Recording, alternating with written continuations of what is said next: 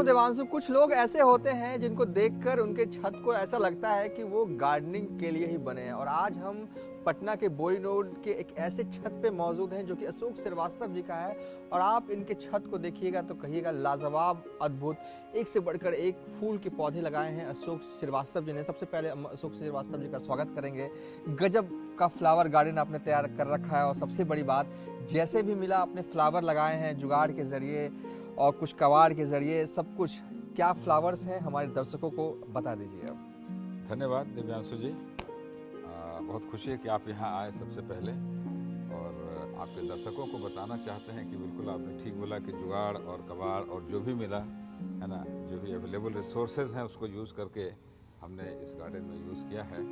और अभी आप जो देख रहे हैं मेनली वो हमारा ये गुलदाउदी का फ्लावर्स अभी ज़्यादा है। वैसे तो हमारे गार्डन में बहुत तरह के सब सीजनल फूल्स भी हैं, और लेकिन अभी जो पूरे ब्लूम में है वो सीजन अभी गुलदाउदी का है।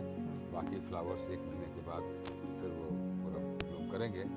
तो गुलदाउदी भी हमारे पास में कम से कम 18 से 20 वैरायटी का है। आप देख सकते हैं इसमें अलग अलग गमलों में अलग अलग तरह का उसमें वैरायटी लगा हुआ है। और इसको बहुत ही मतलब मेहनत के साथ और बहुत ही केयर करना पड़ता है, तो तब जा कर के इसमें एक ही गमले में 200, 300, 400 तक फूल आते हैं। अदरवाइज नॉर्मली देखिए कि 10-20 फूल खिल के वो रह जाते हैं। ये सब कितनी उम्र कितनी होगी? 2-3 महीने पुराना होगा पौधा? नहीं, ये सब पौधे हमारे पिछले साल के ही हैं एज एक्सपेरिमेंट। इसमें जो बड़े वाले जितने भी फ्लावर्स हैं, पौधे हैं, वो सब पिछले साल के हैं।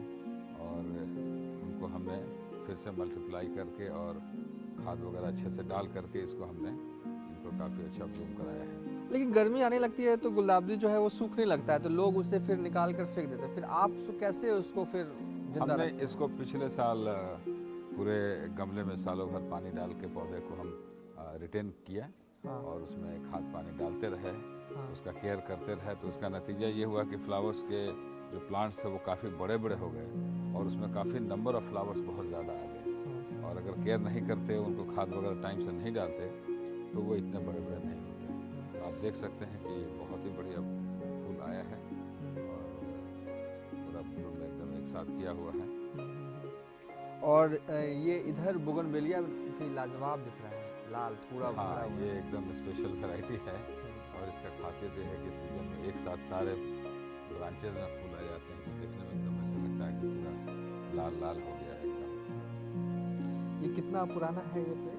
ये कम से कम 15 से 20 साल पुराना पेड़ है। आप देख सकते हैं कि हम ये जो कटिंग करते रहते हाँ, ये जो पेड़ है किस चीज़ में लगाया गया है? ये किचन में इस्तेमाल होने वाला बेसिन था। बेसिन है, सिंक जिसको बोलते हैं, उसमें ही इन्होंने लगा दिया है। और कितना खूबसूरत फलदायी बोगनवेलिया जो है वो इस वक्त हो चुका है। और इसके अलावा भी कई पेड़ पौधे इनके पास है, लेकिन बोगनवेलिया मुझे बहुत ही खूबसूरत लग रहा है। फूल जो है आए हुए हैं हर तरफ, और 15 साल पुराना पेड़ है। और मिट्टी भी मतलब ऐसे लगता है कि कुछ ज़्यादा कुछ क्या करते हैं केयर? इसमें बस खाद डालते रहते, गोबर का खाद डालते रहते हैं। हाँ। साल में 2 बार 3 बार गोबर का खाद डालते हैं। हाँ।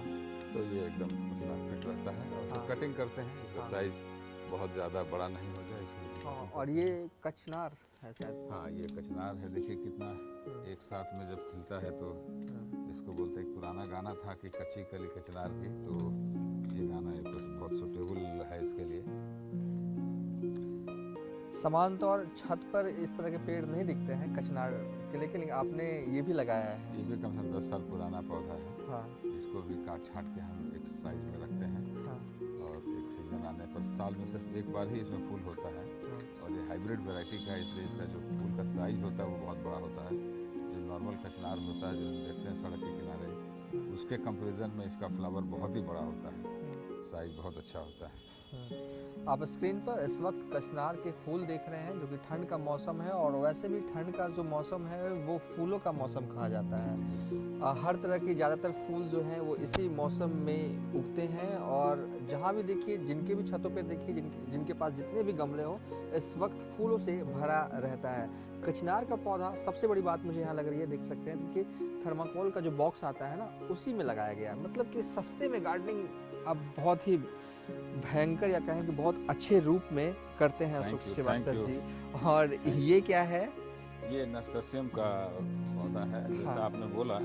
हमारा एक अपना एक ये होता है, चूँकि हमारे पास गमले कम हैं हाँ। और छत पर ही सब कुछ करना है, तो हाँ। एक गमले में हम कई तरह के फ्लावर्स लगाते हैं अच्छा। जो अलग अलग सीजन में। जैसे हमने गुलदावरी का पौधा अब ये खिल गया, हम्म, 1 महीने में ये खत्म हो जाएगा। हम्म, फिर इसमें हमने छोटे छोटे नास्तासियम के, सल्विया के या फिर डॉग फ्लावर के बहुत सारे हमने प्लांट्स इसमें लगाए हैं जो आपको दिखता नहीं है, लेकिन जब ये कटेगा तो फिर वो फ्लावर आपको जनवरी में निकल करके वो आ जाएगा और फिर वो फरवरी मार्च में वो पूरा आपको खिलेगा।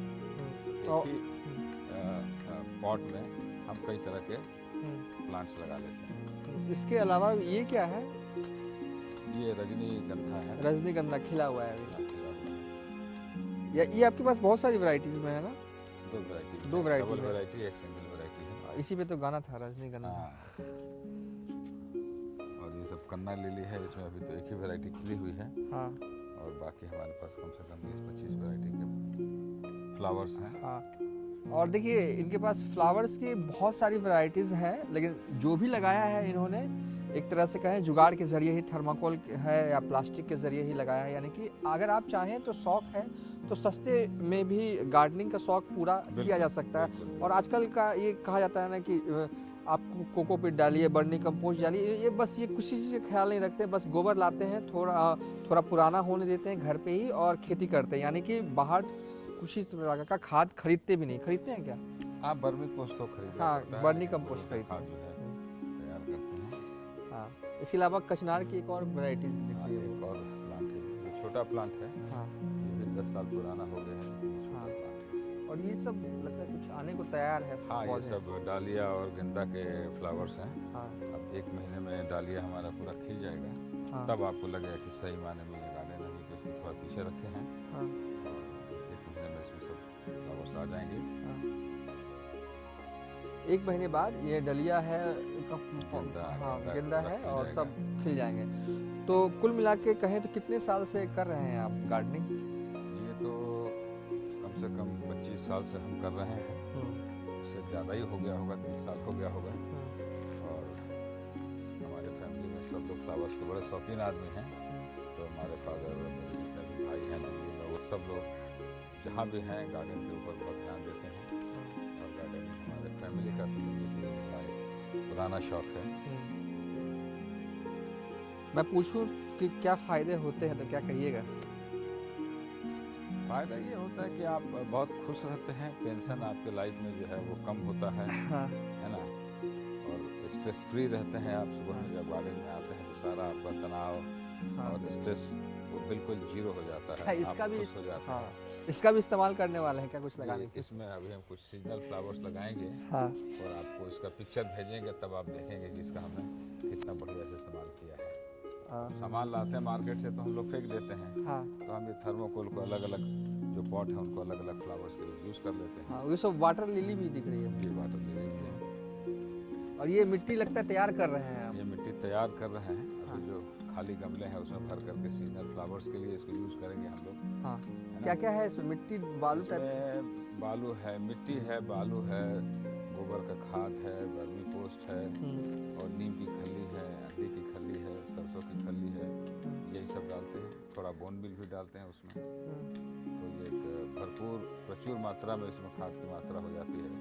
और यही कारण है कि आप देखेंगे लोग कहते हैं कि आपका पौधा बोलता है, तो ये सब बोलता है, मतलब बोल तो नहीं सकता बेचारा, लेकिन अपने कलर से, अपने फ्लावर से आपको दिखाता है कि ये लोग बहुत खुश हैं। हाँ खुश है और बोल रहे हैं, इनकी बोल रहे हैं कि खिलखिलाहट जो हाँ, है वो हाँ, दिख रही है।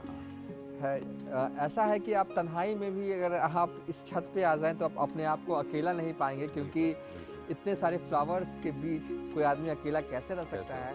आप मायूस भी हो तो आपके चेहरे पे ज़रूर मुस्कान सी आ जाएगी, क्योंकि सभी जो फ्लावर्स हैं अगल बगल में इतने प्यारे लग रहे हैं, खूबसूरत लग रहे हैं, मैं कहूँ कि अद्भुत लग रहे हैं। आखिरी कमेंट मैं लूँगा अशोक श्रीवास्तव जी कि आपने कहा कि बहुत सारे फ़ायदे हैं गार्डनिंग के।